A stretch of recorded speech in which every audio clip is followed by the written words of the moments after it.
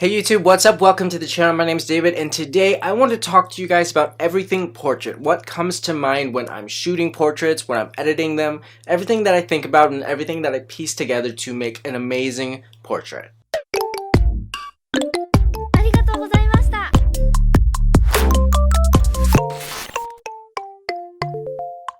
Now, I do take pictures of a lot of things, but if you take a look at my Instagram, everything that I post, well, 90% of the things that I post are portraits. Portraits of people, portraits of just things in general. I love shooting portraits and people because it helps me meet a bunch of people and network and make friends and just have a good time. So portraits is something that I really like to do, and a lot of people come to me and ask me about how do I do this, how do I do that, what do you think about, how do you pose your models. So today I want to drop all of my secrets here in this video about shooting portraits, what comes to mind, and how do I get that perfect picture that I look for. First things first, we're gonna talk about making the photo itself interesting when you're shooting it. Now this comes with posing, with color, with the details of the model itself. We're gonna talk about all of that first and see what it's like to shoot straight out of camera and how can you make this photo a lot more interesting than just standing there taking a photo of a blank expression or a smile. So let's talk about posing models.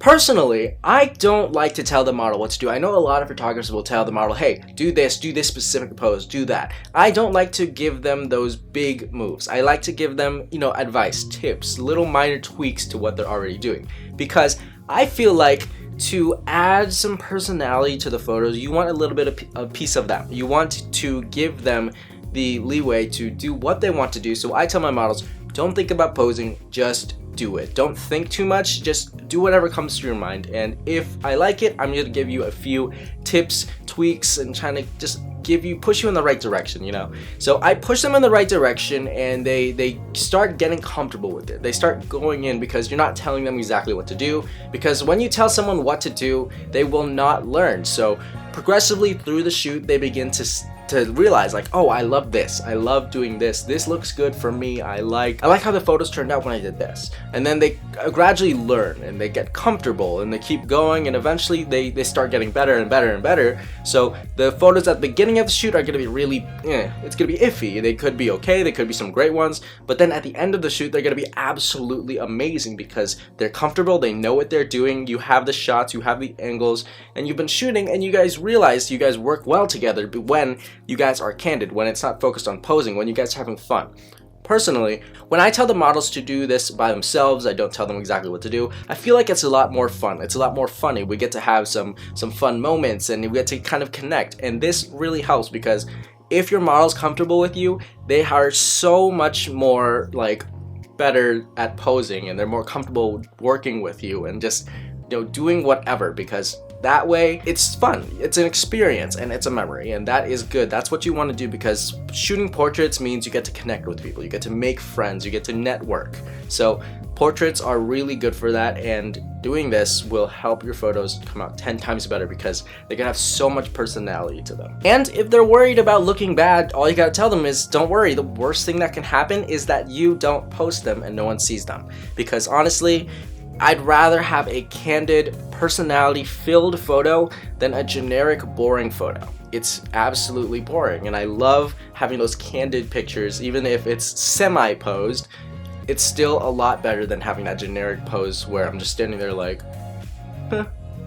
Eyes, mouths, and hands. These are the three things that I kind of tell the model to use when we're doing some detail shots. I love detail shots. I'm a portrait photographer that really deals with this box right here, so I love being able to use what I can. Now, if she has glasses on or sunglasses on, then yeah, you can use those. But if not, she has the lips, the eyes, and her hands.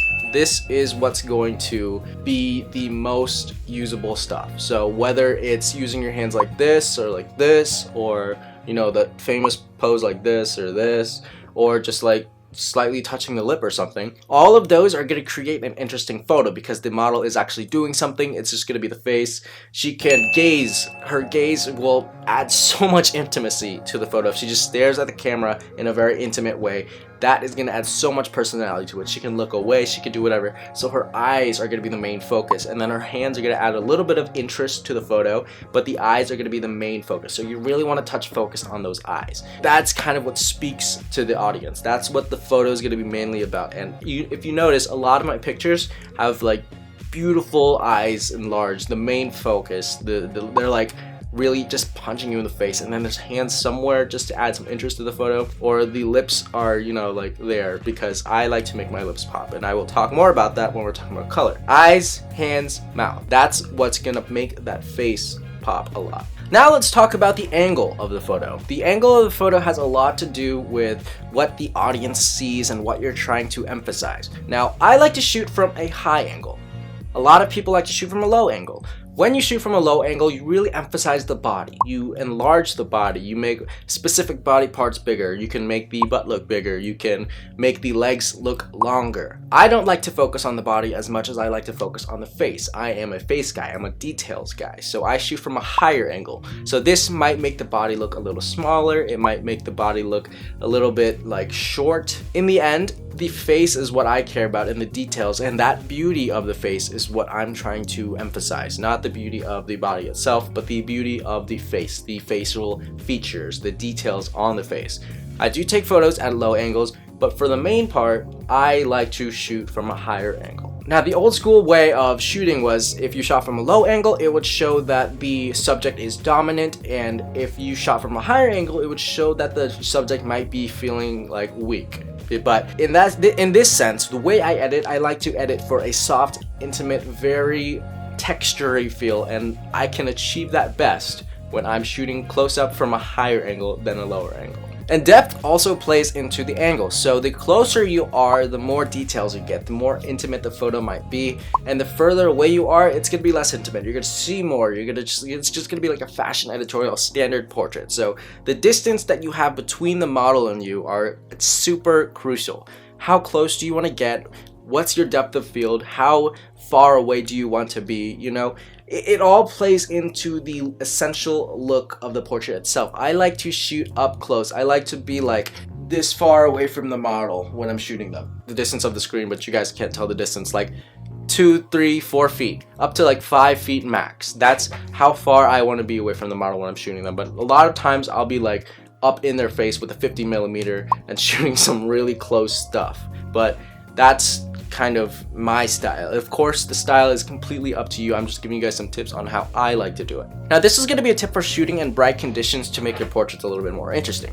When you're shooting in a super bright condition where the background is completely blown out and white, you're going to want to make yourself angled and kind of find a place where it won't be so blown out, because that way you'll have so much more room to edit. There's going to be such a more interesting background when editing, and you can play with the colors. But if the background is just blown out and white, this is going to be really boring. It's going to be like, there's not going to be anything interesting. You see the subject, you might have problems editing the subject because the background's so blown out.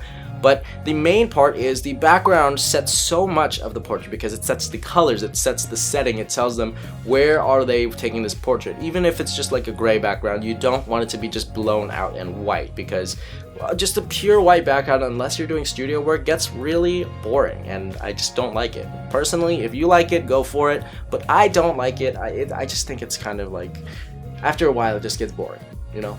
And like a few photos, fine, but eventually it just gets repetitive and boring, and there's nothing to work with. And I love playing with colors, but if it's just a white background, there's no colors to even play with. And when you are shooting, make sure you shoot as much as possible, because you can always go back and delete the pictures, but if you never capture the pictures, then you might miss out on a moment. The model might have blinked, something might have happened. So make sure you capture as much as you possibly can. Has the room been getting darker? It's starting to rain outside, so I think the room just got like really dark. Now let's talk about skin tones and colors. This is going to be editing. We're going to talk about the editing of portraits now. So there are a few things that you need to know. Orange and red are a little tied together. Orange is going to be the skin color, while red is going to be the color of the lips, and the color that most pops in photos, whether they're wearing red clothing or there's red in the back. Red is gonna really like punch people in the face, because that's how much it pops. Orange and yellow go together to make the skin tones. Yellow has a little bit of color here on the face, mainly in the highlights, but orange is the main color. Yellow and green go together to piece all the green together, like the leaves, the grass. So those are the 4 colors that you need to know the most. And now we're gonna jump into it and say what I do. So what I like to do is I take out at least 80% of the yellows, at least 80% of the yellows, and then I change the hue to be a little bit more orange so that the skin tones are still kind of orangey. Even though you take a color out, if you take the saturation all the way down, you still have control over those areas by changing the luminance and the hues, because there's still color there that used to be there, and Lightroom notices that, but you can always play around with it even if the saturation isn't there. That's why if you use a black and white photo and you play with specific colors, it still changes it around. So that is really good to know, because just because you desaturate doesn't mean that it's completely gone. I also like to desaturate my greens about 80%, change it to a more brighter green hue, and then bring down the luminance for a really nice muted green look that looks absolutely amazing in photos. I like to add a little bit of saturation to the reds and bring down the luminance so that the red pops a whole lot more. And then I play around with the orange for the skin tones. I desaturate it because I like my muted skin tones, and then I play around with the luminance to a point that makes the skin tones look amazing. Now, on top of that, you can add in some split toning with the shadows and the highlights. I don't really like to play around with the highlights of split toning too much because it completely changes the photo. Shadows, for sure, you can play around with that, find some place where the skin tones will make it look amazing, and then leave it at that. To close off my portraits, I like to add a lot of details for texture. So the texture and the clarity bars, I can bring them down a little bit, or I like to bring the texture up a little bit and bring the clarity down for the extra softening. And then on top of that, I add sharpening at about 90 and then about 30 noise reduction, just to have it even if there's no noise. I just throw on the noise reduction because it adds like a soft overlay that kind of matches airbrushing, but it's like a quick airbrushing. So if I'm always lazy, so I never really do airbrushing. On top of that, I like to add on about 30 to 35 grain, which adds a little bit of texture and softness to the photo. If you want to make it a little bit more soft, you can always play around with the curves. I like to bring down the very top right point down a little bit so it adds like a faded look, and then make it a little bit brighter so that those whites are a little bit more faded and you can actually see the grain in the white. Anyways, that is all for today's video, guys. I broke down a little bit of my secrets to shooting portraits, what I think about, and how I go in and edit these pictures. I haven't made a video in a really long time because I've just been so busy traveling and working and doing all this stuff, and I've been super exhausted. I haven't had time to sit down and make a video for you guys. So this is going to be the first video I've made in a really long time, just sitting down for you guys. And man, life is going places. So anyways, thank you guys so much for watching this video. I hope you guys have an amazing day, morning, night, wherever you're watching from. Make sure you guys hit that subscribe button if you aren't already subscribed, and give this video a thumbs up if you liked it. And I will see you in the next video. Thank you. Peace.